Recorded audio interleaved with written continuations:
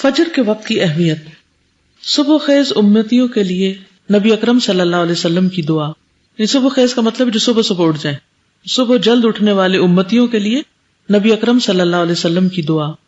آپ نے فرمایا اللہم بارک لامتی فی بکورہا، اے اللہ میری امت کے لیے اس کی صبح میں برکت ڈال دے. پھر فجر کی سنتیں دنیا اور ما فیہا سے بہتر ہیں. سیدہ عائشہ سے روایت ہے نبی کریم صلی اللہ علیہ وسلم نے فرمایا رکعتا الفجر خیر من الدنیا وما فیہا، فجر کی 2 سنتیں دنیا اور اس کی ہر چیز سے بہتر ہیں. دنیا میں آپ کو کیا کیا پسند ہے، کیا بہت قیمتی لگتا ہے، اس کے بارے میں سوچ لیے، اپنے دماغ میں سوچ لیجئے کہ کیا کیا چیز آپ کو بہت پریشیس لگتی ہے اور آپ اس کو کسی قیمت پر کھونا نہیں چاہتے. اب اس سے کمپیریزن کر کے ان 2 رکعتوں پر آ جائیے کہ یہ پڑھنی نصیب ہو گئی تو گویا سب کچھ مل گیا. دنیا میں جو کچھ بھی ہے صرف ہمارے لیے پریشیس نہیں. مثلاً آپ میں سے ہر ایک نے اپنا اپنا پریشیس چیز کا سوچا. اب سوچئے جو سب کا پریشیس ہے اس سے بھی زیادہ یہ ہے. اور پھر صرف اس ہال میں بیٹھے ہوئے لوگ نہیں، پوری دنیا میں جو کچھ ہے، جو خزانے ہیں، چاہے وہ پیٹرول کے خزانے ہیں یا سونا ہے زمین میں یا کچھ بھی، دنیا اور ما فیہا جو اس کے اندر ہے، ہر چیز سے بہتر ہیں یہ 2 رکعتیں.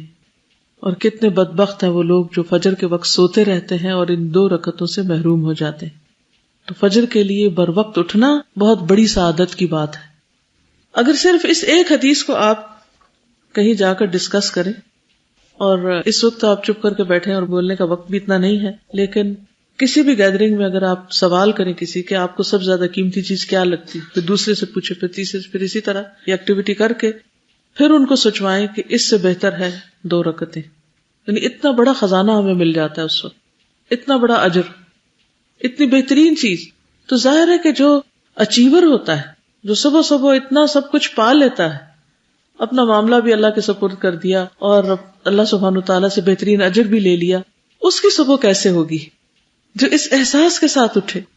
اور اس کی صبح کیسے ہوگی کہ جو نہ تہجد میں اٹھا، نہ اس نے یہ دعا پڑھی اور نہ اپنا معاملہ اللہ کے سپرد کیا، اور نہ ہی اس پر اس کا یقین ہے کہ وہی آگے بڑھاتا ہے، وہی پیچھے کرتا ہے، اور نہ پھر فجر ڈھنگ سے پڑھی، تو اس کی زندگی کیا زندگی ہوگی؟ اس میں کہاں سے سکون اور کہاں سے خوشی ہو سکتی؟ اصل میں ہماری اپروچ مٹیریلسٹک ہوگی نا. اگر ہم آخرت اورینٹڈ اور اس پوائنٹ آف ویو سے اس حدیث مبارک کو دیکھیں تو جیسے فرمایا گیا کہ آخرت میں تمہیں عذاب سے اگر زمین بھر سونا بھی تم صدقہ کرو تو تمہارے کام نہیں آئے گا. تو اگر اس کانٹیکسٹ میں اس کو دیکھا جائے تو پھر لگتا ہے کہ واقعی جتنے بھی خزانے ہیں وہ ہمارے اس وقت کام نہیں آئیں گے جتنی یہ 2-3 منٹ کی عبادت. بالکل صحیح. پھر نماز فجر پڑھے بغیر سوئے رہنا. عبداللہ بن مسعود نے بیان کیا ذکر عند النبی صلی اللہ علیہ وسلم رجل فقیل ما زال نائما حتى اصبح ما قام الى الصلاة فقال بال الشیطان فی اذنه. صحیح البخاری. نبی صلی اللہ علیہ وسلم کے سامنے ایک شخص کا ذکر کیا گیا کہ وہ صبح تک پڑا سوتا رہا اور نماز کے لیے بھی نہیں اٹھا. اس پر آپ نے فرمایا شیطان نے اس کے کان میں پیشاب کر دیا ہے، یعنی نجاست ہے اس کے اندر. اب 2 لوگ ہیں، ایک وہ ہے جو فجر کی نماز پڑھ کے آ رہا ہے اور دوسرا وہ جو بغیر پڑھے آ رہا ہے اور سویا رہا ہے. تو ان دونوں کی کیفیت ایک جیسی تو نہیں ہو سکتی. تو اس دوسرے شخص سے خیر کی کیا توقع رکھ سکتے ہیں آپ؟ فجر کی سنتوں کے بعد دائیں پہلو پر لیٹنا. سیدہ عائشہ فرماتی ہے رسول اللہ صلی اللہ علیہ وسلم فجر کی سنتیں پڑھنے کے بعد اپنے دائیں پہلو پر لیٹ جایا کرتے تھے اور پھر اس کے بعد مسجد میں جاتے تھے. نماز فجر کے بعد ذکر الہی. سیدنا جابر بن سمرہ سے مروی ہے ان النبی صلی اللہ علیہ وسلم کان اذا صلی الفجر جلس فی مصلاہ حتی تطلع الشمس حسنا. صحیح مسلم. نبی کریم صلی اللہ علیہ وسلم جو فجر کی نماز ادا کر لیتے تو اپنی جگہ پر بیٹھے رہتے یہاں تک کہ سورج اچھی طرح نکل آتا. کیا کرتے تھے بیٹھ کر؟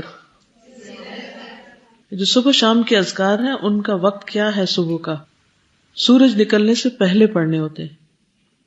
نوٹ کر لیجئے بات، کیونکہ بہت سے لوگوں کے ہاتھ میں ایاک نستعین دیکھتی ہوں سورج نکلنے کے بعد. تو ان کو پڑھنے کا اصل وقت سورج نکلنے سے پہلے تک کا ہے. اگر کسی وجہ سے مس ہو جائے تو بعد میں پڑھ لیجئے، لیکن اصل وقت وہی ہے، اور فجر کی نماز کے فوراً بعد پڑھ لی جائے. سیدنا انس سے روایت ہے کہ رسول اللہ صلی اللہ علیہ وسلم نے فرمایا من صلی الغداۃ فی جماعۃ ثم قعد یذکر اللہ حتى تطلع الشمس ثم صلى ركعتين كانت له كأجر حجة وعمرة قال قال رسول الله صلى الله عليه وسلم تامة تامة تامة.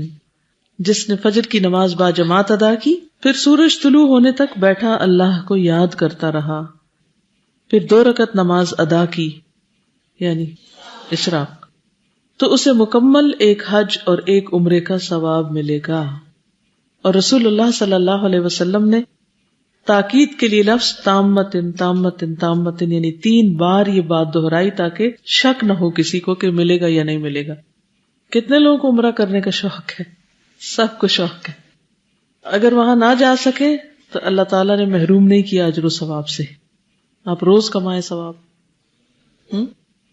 نیکی کمانے کا کتنا اچھا طریقہ ہے. اب آپ کہیں گے نہیں ہمیں تو وہ ہماری ڈیوٹی لگ جاتی ہے اور ہمیں تو صفائی کرنی ہوتی ہے اور ہمیں تو ناشتہ دینا ہوتا ہے، اور اتوار کے دن گھر والے سو رہے ہوتے ہیں نا، ناشتہ تو نہیں مانگتے. اس دن آپ مصلی پہ بیٹھ جائیے. اور پھر اس کے علاوہ بھی جیسے 100 دفعہ سبحان اللہ و بحمدہ اور 100 دفعہ لا الہ الا اللہ وحدہ لا شریک لہ، اور اسی طرح کے جو بھی ذکر اذکار ہے. اگر ہر روز عمرہ نہیں کر سکتے تو ہفتے میں 1 دفعہ تو کر لیجئے، ٹھیک ہے نا، انشاءاللہ.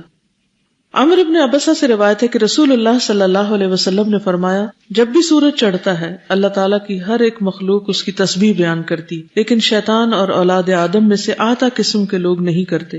میں نے سوال کیا آتا قسم کے لوگ سے مراد کون ہیں؟ آپ نے فرمایا بدترین انسان، یا فرمایا اللہ کے مخلوق میں سے بدترین کو آتا کہتے ہیں، یعنی جو سورج نکلنے کے وقت میں اللہ کی تسبیح نہیں بیان کرتے، ذکر نہیں کرتے، خواہ وہ سو رہے ہوں، خواہ وہ باتیں کر رہے ہوں، خواہ وہ ادھر ادھر کے ہنگاموں میں مصروف ہوں، وجہ کوئی بھی ہو، یا ویسے ہی غفلت میں نہ کریں. کیونکہ بعضوں کا دیکھا گیا کہ اگر 4 لوگ بھی کہیں اکٹھے ہیں تو وہ صبح صبح دنیا بھر کی باتیں شروع کر دیتے اور گھروں میں ایک ہنگامہ سا برپا ہوا تھا. کوئی کسی کو آوازیں دے رہا ہے، کوئی پکار رہا ہے، کوئی کچھ کر رہا ہے، جہاں خاص طور پہ بہت سے لوگ مل جل کے رہتے ہیں. تو ان اوقات میں اپنے گھر والوں کو، بچوں کو بھی ایک ادب اور تمیز سکھائیے کہ یہ وقت سوشلائزنگ کا نہیں ہے، یہ اللہ کے ذکر کا ہے، اور اس میں بلند آواز سے بولنا، چیخنا چلانا اور اللہ کے ذکر کو بھول جانا یہ پسندیدہ نہیں. ٹھیک ہے نا؟ جس طرح ہاسٹل میں بھی رہتے ہیں، تب یہ نہیں کہ صبح ہو گئی اور اب پھر آپ چہچہانا شروع کر دیں. پرندے جو چہچہاتے ہیں نا وہ اللہ کی تسبیح کر رہے ہوتے ہیں، ساری مخلوق لگی ہوئی ہوتی. تو ہمیں بھی اس وقت میں اللہ سبحانہ وتعالیٰ کی تسبیح کرنی چاہیے، ذکر کرنا چاہیے. یا تو قرآن مجید کی تلاوت کریں یا پھر باقی جو بہترین اذکار بتائے گئے ہیں. وہ اللہ کے ذکر کا ایک کارڈ بھی ہے نا، اس میں بھی کچھ اذکار لکھے ہوئے ہیں. اگر انسان کو بھول جائے سیکوینس یا ترتیب یا کسی وجہ سے، تو ان کو اپنے سامنے لٹکا بھی سکتے ہیں، چپکا دیں کہیں یا دیکھ کے پڑھ لیں تاکہ کوئی چیز مس نہ ہو. سیدنا انس بن مالک سے روایت ہے کہ رسول اللہ صلی اللہ علیہ وسلم نے فرمایا مجھے ایسے لوگوں کے ساتھ بیٹھنا سیدنا اسماعیل علیہ السلام کی اولاد میں سے 4 غلاموں کو آزاد کرنے سے زیادہ پسند ہے جو نماز فجر سے طلوع آفتاب تک اللہ کا ذکر کرتے ہیں. ایسے لوگ جو ان اوقات میں ذکر کی پابندی کرتے ہیں وہ صالحین میں شمار ہوتے ہیں. تو یہ جو ہر وقت بات ہوتی ہے نا صالح لوگوں کی صحبت اختیار کرنی چاہیے، تو صالح کے سوا یہ پابندی کوئی نہیں کر سکتا کہ اس وقت میں بیٹھ کے اللہ کا ذکر کرے، اللہ کو یاد کرے یا کوئی اچھا کام کرے. آپ نے فرمایا کہ مجھے ایسے لوگوں کے ساتھ بیٹھنا زیادہ پسند ہے بنسبت اس کے کہ سیدنا اسماعیل علیہ السلام کی اولاد میں سے 4 غلاموں کو آزاد کیا جائے. یہ بھی اتنی بڑی نیکی. تو صرف یہ کمپنی اختیار کرنا، کیونکہ ایسے لوگوں کی جب کمپنی اختیار کی جائے گی تو کیا ہوگا، وہ دوسروں کو بھی اس کام پر لگا دیں گے. کون ہے وہ لوگ جو نماز فجر سے طلوع آفتاب تک اللہ کا ذکر کرتے ہیں؟ فرمایا مجھے ایسے لوگوں کے ساتھ بیٹھنا 4 غلام آزاد کرنے سے زیادہ پسند ہے جو نماز عصر سے غروب آفتاب تک اللہ کا ذکر کرے، یعنی اس وقت ان کے ذکر میں اور کثرت ہو جائے. کیونکہ دن بھر کام وغیرہ کرتے رہتے ہیں تو شام میں پھر انرجی لو ہونے لگتی، تو کہ بہت ایکٹیولی آپ دوسرے کام نہیں کر سکتے، تو پھر انسان کو ذکر میں ایک خاص قسم کو سکون بھی ملتا ہے، ایک تسلی ہوتی. تو کس قدر فضیلت ہے ذکر کی. کیا کر سکتے ہیں آپ اس وقت اپنے آپ کو اس چیز کا پابند بنانے کے لیے، اگر باقی گھر والے نہیں ہیں پابند؟ کیونکہ ابھی جو کچھ 6 دن سے پڑھ رہے ہیں ہم، یہ اب ویکنڈ پہ جا کے پتہ چل جائے گا کہ کیا ہوتا ہے، کتنی پابندی ہوتی ہے ان سارے اذکار کی.